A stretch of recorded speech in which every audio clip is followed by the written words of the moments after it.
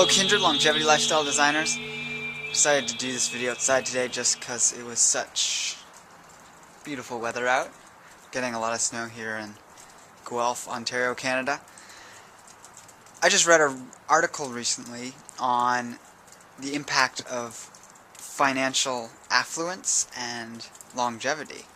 And I found it very interesting because there's a large assumption or belief around money that a lot of people hold in terms of people who have a lot of money are generally sicker and not in good health and a lot of these types of things.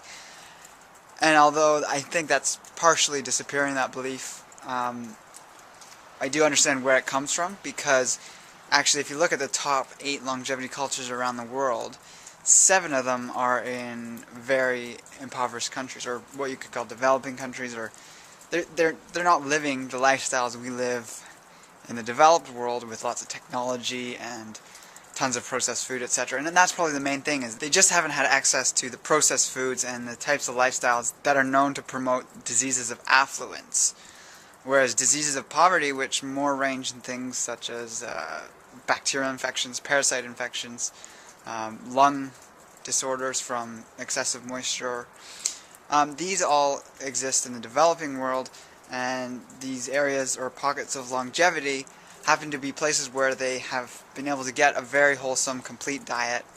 They have had the opportunity to not be influenced too much by the outside constant battles and stuff with other neighboring tribes or villages or cultures, and they have also been in very temperate climates, so you're not going to see longevity cultures in the tropics that often, although there is one in Costa Rica. Nicoya Peninsula in Costa Rica is one of the top longest lived areas of the world.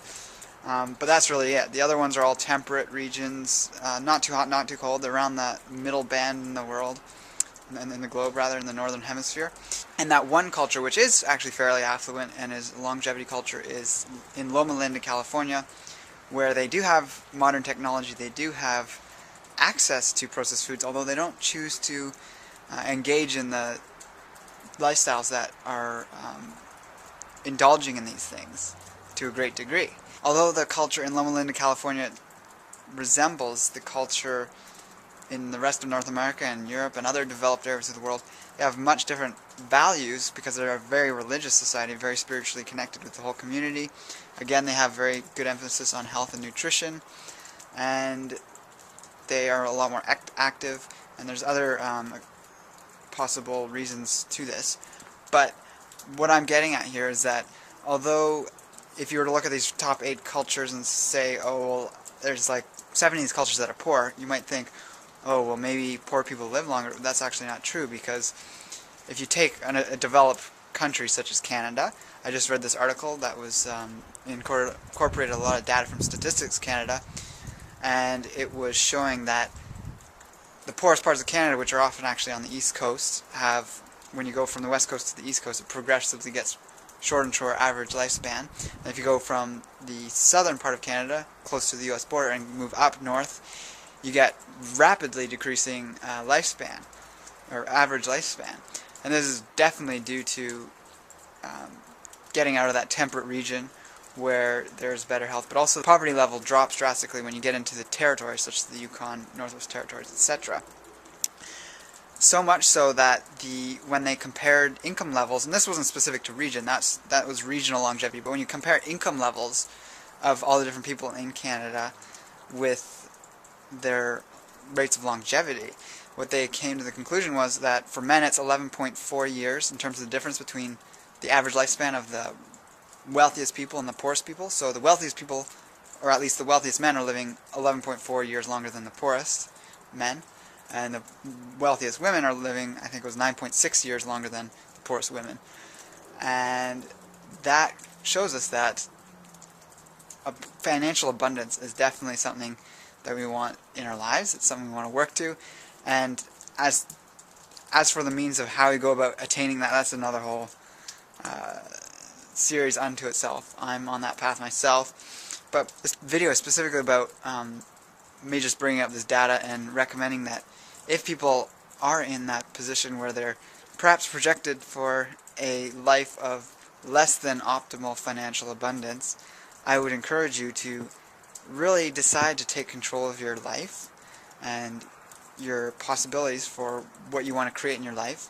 And depending on where you're at, it doesn't really matter. You can always change that around. If you look at Peter Ragnar, who's a great health and wealth speaker and researcher and motivator, he is often talking about the story of how he was a poor unemployed construction worker until he was retired. And now, just a few decades later, he's a senior citizen, but he is unbelievably wealthy. He's really mastered that whole aspect of himself, and that's definitely something you want to look to do if you're looking for longevity in the long run. The average lifespan is probably going to be increasing over the coming years if you were to eliminate the people who are going to be bringing that average down.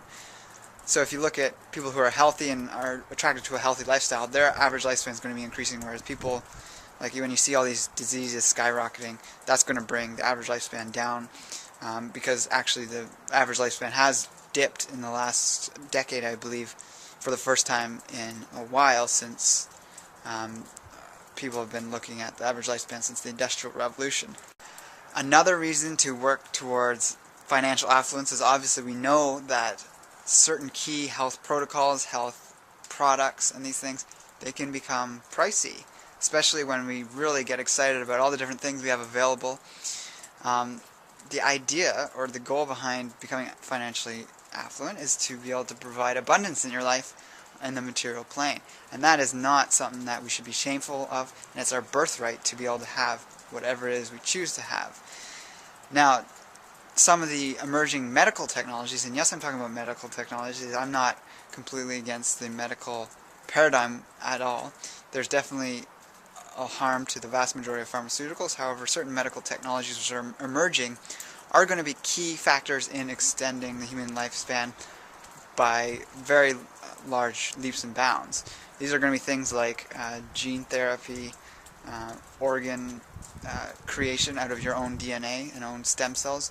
And then, of course, there's non-embryonic stem cell therapy, which is an emerging field. And all of these things are going to play a role in extending the human lifespan and really pushing the envelope on what's possible. But these things are definitely going to be costly when they first come out. They're going to drop in price as time goes on. But the goal with holistic avenues of increasing lifespan are to allow us the room to be open to the new technologies that are going to open in all fields to further extend the lifespan. And a lot of experts are now predicting that there's going to be something known as the longevity escape velocity, which is the idea that the technologies that are going to be progressing, going to be picking up speed in terms of how fast they progress and how fast they come out.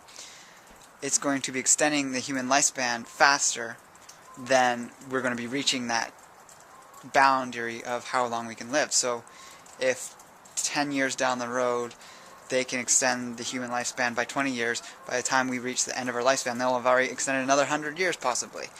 So it's really interesting research to keep up on. I'd suggest looking up Aubrey de Grey if you want to learn more about sort of that medical paradigm and sort of the more progressive areas of it that aren't really stuck in sort of the pharmaceutical type dogma of reductionism. It's almost like a holistic type science. But yes, I still strongly believe that we can get huge results with holistic therapies, diet, lifestyle, and that's really what I focus on. But it's these extra things that are going to be pushing the boundaries, and we want to have the financial abundance down the road to take advantage of those when the time comes. So just to sum up, that 10-year gap that Statistics Canada has looked at in terms of the difference between poor people and wealthy people in terms of their longevity is quite shocking when you consider that the difference in lifespan of getting cancer or not getting cancer is more around 5 to 6 years. So the health detriments of being poor is actually double, if not more, detrimental than getting cancer. So that's actually makes our financial goals and our financial perspectives a major key to long-term health.